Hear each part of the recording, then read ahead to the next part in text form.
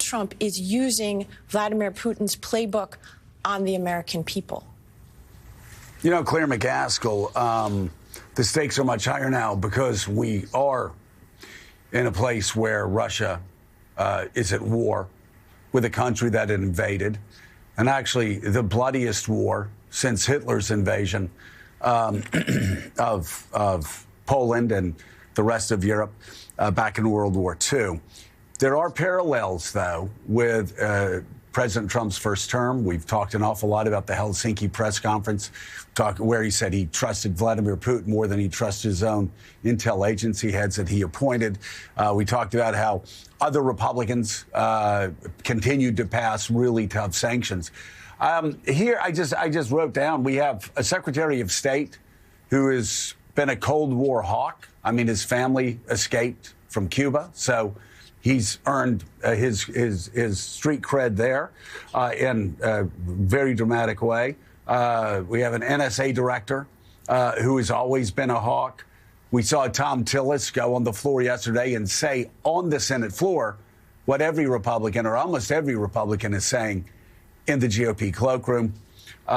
We have General Kellogg, a man who every general and admiral I've talked to that knows him feels good about him being there, believing that he's going to fight for the right thing. We've got the New York Post, of course, this morning, and we've had the New York Post for the past several days, along with the Wall Street Journal editorial page, just eviscerating President Trump's negotiating position and his statements. So we actually do have, for the most part, President Trump standing alone and calling Zelensky a dictator and blaming Zelensky in Ukraine for the start of this war.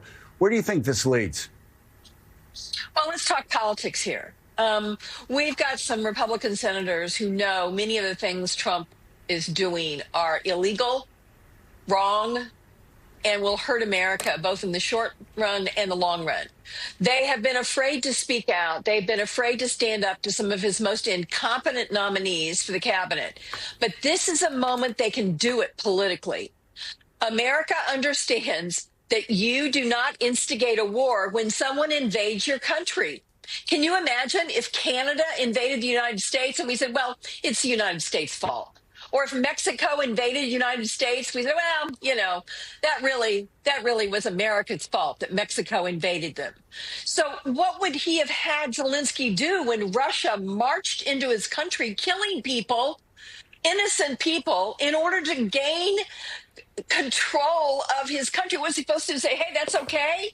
Zelensky's supposed to go, hey, great job, Putin, take our country. And America knows that. So these Republicans have political cover. Tom Tillis did that because he knows the people of North Carolina understand that Russia is the bad guy. So what they need to do, and this would really help this country for the next 4 years, the Republicans on the Armed Services Committee, Tom Cotton, Joni Ernst, Deb Fisher, Mike Rounds, all these guys, Dan Sullivan, they need to do a press conference with Roger Wicker and say, we do not agree. Ukraine is the victim here and Putin is the perpetrator. And I think it would go a long way towards helping Ukraine. It would go a long way towards checking Putin. And frankly, they would have the people of America on their side. What you see is Senator McCaskill there trying to urge her former colleagues on the Republican side reestablish that up is up and down is down when the entire thing has been turned on its head when the